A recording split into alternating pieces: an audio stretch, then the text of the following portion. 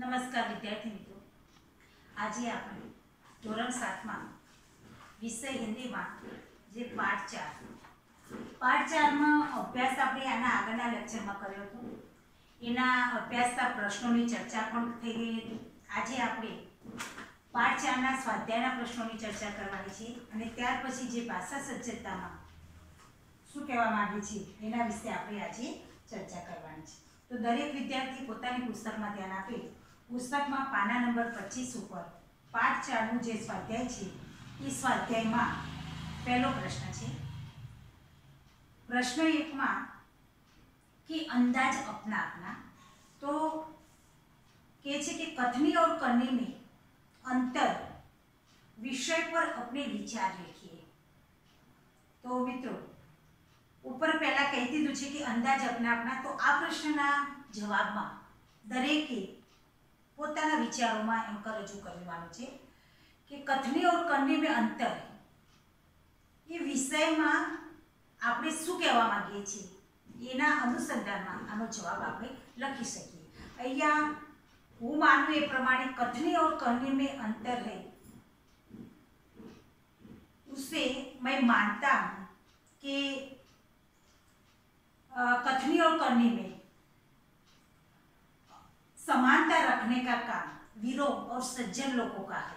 कथनी और करनी में समानता रखने का काम वीर लोग और सज्जन लोग का काम है. कथनी और करनी में उसी एकता बताना, कथनी और करनी उसी एक है, इस बात को मानना सत्यवादी, निर्भय और साहसी लोग इस बात को एक मानता है. दुनिया में कितने चरित्रहीन और डरपोक लोग अपने कथनी और करनी में अंतर रखता है. वे लोग कथनी और करनी में अंतर रखता है. वे कहते हैं कुछ और करते हैं कुछ. तो आ कथनी और करनी में अंतर रखना इस बारे में दरेक विद्यार्थी एम पोताना विचारों में आ जवाब लखी शके छे. त्यार पछीनो प्रश्न 2 छे कि कथनी और करनी में अंतर विषय पर आपके दोस्त ने जो विचार लिखे हैं उन्हें पढ़िए. तो आ प्रश्न मतलब के पोताना मित्रना जे विचारो छे ए विचारो आपणे वांचवाना छे. ए कया एने शुं लख्युं छे एना अनुसंधानमा, એટલે આ જવાબ કંઈ લખવાની જરૂર નથી. ત્યાર પછી પ્રશ્ન 3 છે કે करके दिखाइए. અહીંયા कोष्टक में दिए गए शब्दों को उचित क्रम में रखकर उदाहरण के अनुसार वाक्य लिखिए. तो अहींया जे कोष्टक आप्युं छे तमे जोई शको छो तमारी पुस्तकनी अंदर. तो कोष्टकनी अंदर जे बॉक्सनी अंदर शब्दों आप्या छे ए बॉक्सना अनुसंधाનમાં આપણે વાક્ય બનાવવાનું છે. अहींया उदाहरणमां एक वाक्य आपी દીધું છે, બોક્સમાં ગોળ રાઉન્ડ કરેલા છે, તમે જોઈ શકો છો કે ફૂલ તોડના મના है. આ રીતે આપણે બીજું વાક્ય योग्य शब्दों ने क्रम में गोठवीने बनावाना छे. तो बीजू वाक्य आपणे लई शकीए कि मैं हर रोज खेलने जाता हूँ. मैं हर रोज खेलने जाता हूँ. त्यार पछी तीजू वाक्य छे कि सबको कथनी करनी में समानता रखनी चाहिए. तीजू वाक्य छे कि वे कहीं से अच्छे पौधे लाए. वे कहीं से अच्छे पौधे लाए. आ रीते आपणे आ बॉक्स में जे शब्दों आपे छे शब्दोना अनुसंधानमा क्रम में गोठवी आपणे योग्य वाक्य बनावी सकीए. त्यार पछी मित्रों पाछळना पाना नंबर 26 पर आपणे जोई शकीए छीए कि भाषा सज्जता. जे भाषा सज्जता आपी छे ए भाषा सज्जतामां संज्ञा विषे कीधेलुं छे. जो कि संज्ञाना प्रकार आपणे पहला ज लेक्चरनी अंदर तमने शीखवाड़ी दीधेला छे. એટલે એના અનુસંધાનમાં તમે આ વાંચી અને લખી શકો છો। તો આજે આપણે જોઈએ તો પહેલું છે ભાષા સજ્જતામાં કે પેરેગ્રાફ આપ્યો છે એને પढ़कर समझिए। तो रामजी भाई ने भैंस खरीद कर दूध घी बेचा और उसके गोबर की खाद से खेतों की उपज भी बढ़ाई। यह तो आम के आम और गुठलियों के दाम वाली बात हुई। એટલે અહીંયા શું કહે છે કે આમ કે આમ અહીંયા આપણા જે રોજિંદા વ્યવહારમાં આપણે કોઈ બોલીએ છીએ કહેવતો એના અનુસંધાનમાં અહીંયા એક પેરેગ્રાફ આપ્યું છે અને નીચે કહેવતો આપી છે। તો એ કહેવતનો અર્થ સમજવાનો છે। તો અહીંયા કહે છે રામજીભાઈએ એમ કે ભેંસ ખરીદી, એનું દૂધ ઘી આ બધું વેચી અને પૈસા પણ લીધા અને જે ભેંસનું જે ગોબર જે એનું છાણ હતું એનું ખાતર બનાવી ખેતરમાં નાખી એમાંથી સારી એમ કે પાકનું ઉત્પાદન પણ લીધું। એટલે બે લાભ થયા। શું કહે છે? બે લાભ મેળવ્યા એમને, દૂધ અને ઘી વેચીને પૈસા લીધા અને પેલી બાજુ ખાતરનો ઉપયોગ કરી અને ખેતીમાં ઉત્પાદન વધારે। तो અહીંયા રામજીભાઈએ આમ કે આમ और गुठलियों के दाम वाली बात हुई। એમને બે દોહરા લાભ हुआ। તો કે છે એનો અર્થ એવો થાય આ કહેવતનો કે આમ કે આમ ગુઠલિયા કે દામ, તો દોહરા લાભોના આનો અર્થ શું થાય? બે ડબલ એમ લાભ થાય છે એમ રામજીભાઈને। ત્યાર પછી કે છે यहाँ रामजीभाई भैंस के दूध को बेचकर पैसे कमाते हैं, भैंस के गोबर की खाद बनाकर उसका भी उपयोग कर लेते हैं। इस प्रकार दूध और खाद दोनों का उपयोग करके मुनाफा कमा लेते हैं।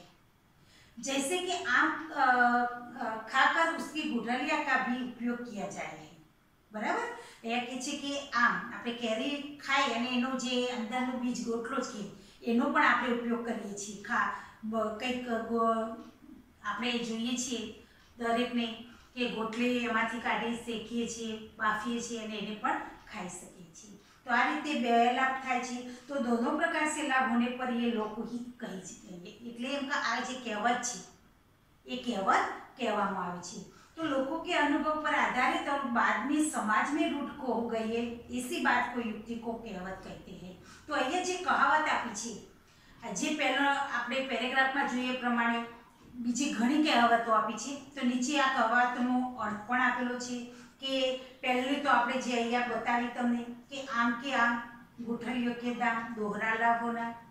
ત્યાર પછી જૈસી કરણી વૈસી ભરણી। તો કહેવત છે કે કર્મों के अनुसार मानस ने कर्मों के अनुसार फल मिलता है। तीजी छे सांच को आंच नहीं। सांच को आंच नहीं એટલે કે सच्चे व्यक्ति को कोई भय नहीं होता। આનો અર્થ શું થાય? सच्चे व्यक्ति को कोई भय होता नहीं है। काला अक्षर बेस बराबर, काला अक्षर बेस बराबर। तो बिल्कुल अनपढ़ होना, बिल्कुल अनपढ़ होना। तो आ रीते અહીંયા જે કહેવતો આપી છે ચાર એ કહેવતોના અર્થ આપણે સમજવાના છે અને આપણી નોટમાં લખવાનું છે। ત્યાર પછી નીચે જોઈએ છે આપણે કે નિમ્નલિખિત વાક્યો को पढ़कर रेखांकित शब्दों को ध्यान से देखिए। અહીંયા વાક્યો છે એ વાક્યોને વાંચવાના અને એની અંદર જે રેખાંકિત શબ્દ એટલે કે જે લાઈન અંડરલાઈન કરેલો શબ્દ છે એ શબ્દને સમજવાનો છે। શું કહે છે પહેલામાં કે हमें अहिंसा के पथ पर चलना चाहिए। तो पहला में जे अहिंसा शब्द है पहाड़, बीजू पहाड़ की चढ़ाई बहुत कठिन होती है। तो चढ़ाई ने नीचे जे लाइन करी है तो चढ़ाई शब्द हमारे व्यवहार में विनम्रता होनी चाहिए, विनम्रता। चौथुं वाक्य है कि महात्मा बुद्ध ने शांति, दया और प्रेम का संदेश दिया। तो शांति, दया और प्रेम त्रण शब्दों नीचे लिखी आपेली छे। अहींया पांचमामां छे क्षमा वीरों का आभूषण है। तो क्षमा तो अहींया जे कहे छे के अहिंसा शुं कहेवा मांगे छे? अहिंसा पहला वाक्यनो अंदर, बीजामां छे चढ़ाई, त्यार पछी विनम्रता,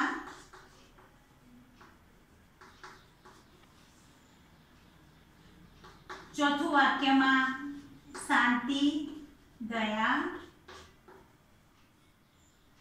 अने प्रेम, छेल्ला वाक्य में क्षमा। તો અહીંયા એ પાંચે પાંચ વાક્યમાં જે અંડરલાઈન કરેલા શબ્દો છે એ શબ્દોમાં કહેવામાં આવે છે અહિંસા, ચઢાઈ, વિનમ્રતા, શાંતિ, દયા, પ્રેમ ને ક્ષમા. તો ઉપયુક્ત વાક્યોમાં જે રેખાંકિત શબ્દો અહીંયા આપેલા છે એ દરેક શબ્દો શું બતાવે છે? ગુણ, દોષ, ભાવ. અહીંયા આ વાક્યોની અંદર જે ગુણ, દોષ, ભાવ અને દશા आदि को बोध कराते हैं, आदि का बोध कराते हैं. तो आना ઉપરથી આપણે એક વ્યાખ્યા તારવી શકીએ આ વાક્ય ઉપરથી કે અહીંયા કે जो शब्द गुण, दोष, भाव और दशा आदि का बोध कराते हैं उसे भाववाचक संज्ञा कहते हैं, उसे भाववाचक संज्ञा कहते हैं. तो અહીંયા જે પાંચ વાક્યો આપ્યા છે પાંચ વાક્યોમાં જે અંડરલાઈન કરેલા શબ્દો છે એ દરેક શબ્દો શું બતાવે છે? કોઈનો કોઈ ભાવ બતાવે છે, કોઈનો કોઈ ગુણ બતાવે છે, કોઈની કોઈ દશા બતાવે છે. तो जो शब्द गुण, भाव, दशा आदि को बोध कराते हैं उसे भाववाचक संज्ञा कहते हैं. આપણે જે પહેલા લેક્ચરની અંદર સંજ્ઞાના પ્રકાર વિશે આપણે તમને એમ કે સારી રીતે એવા પૂરક ઉદાહરણ આપી અને સમજાવ્યું હતું કે સંજ્ઞાના પાંચ પ્રકાર છે: ભાવવાચક, સમૂહવાચક, વ્યક્તિવાચક, જાતિવાચક, દ્રવ્યવાચક. આવા આપણે પાંચ પ્રકારો વિશે તમને એના ઉદાહરણ સાથે સમજાવ્યું હતું. એટલે બહુ અત્યારે કંઈ તમે વાંચી અને પણ સમજી શકો છો, છતાં પણ આપણે અહીંયા જે ઉદાહરણ આપ્યા છે ઉદાહરણ ઉપરથી તમને અહીંયા સમજાવ્યું. ત્યાર પછીનું નીચે જુઓ આપણે कि निम्नलिखित शब्दों में से भाववाचक संज्ञा के चौकोर पर सही निशान खरानी निशान कीजिए. અહીંયા તમે જોઈ શકો છો તમારી પુસ્તકની અંદર જે બોક્સ આપ્યા છે એ બોક્સમાં ઘણા બધા શબ્દો આપ્યા છે. એ શબ્દો છે સચ્ચાઈ, સચ્ચા, ઊંચાઈ, ઊંચા, બચપન, લંબાઈ, અમીરી, લડના, બુઢાપા અને ગંગા. આ શબ્દો આપે છે એ શબ્દોની આપણે ભાવવાચક સંજ્ઞા કઈ છે એના ઉપર શું કરવાનું છે? આપણે સહી ખરાની નિશાની કરવાની છે. તો આપણે જોઈ શકીએ છીએ અહીંયા તો ભાવવાચક સંજ્ઞામાં એક સચ્ચાઈ, ઊંચાઈ, બચપન, લંબાઈ, અમીરી અને બુઢાપા આ ભાવવાચક સંજ્ઞા છે. આ છ શબ્દો છે એ કેવા છે? ભાવવાચક સંજ્ઞા છે. તો ભાવવાચક સંજ્ઞા હોય તો આપણે સહી નિશાન કરવાનું છે. ત્યાર પછી નીચે જોઈ શકો છો તમે કે निम्नलिखित वाक्यों को पढ़िए અને રેખાંકિત शब्दों को ध्यान से देखिए. અહીંયા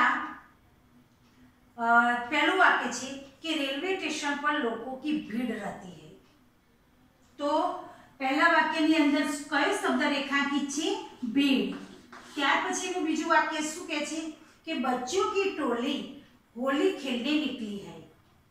तो बीजाમાં જે અંડરલાઈન કરેલો શબ્દ છે ટોલી. ટોલી એટલે કે ટુકડી. ત્રીજું છે સભા में कई लोग इकट्ठे हुए.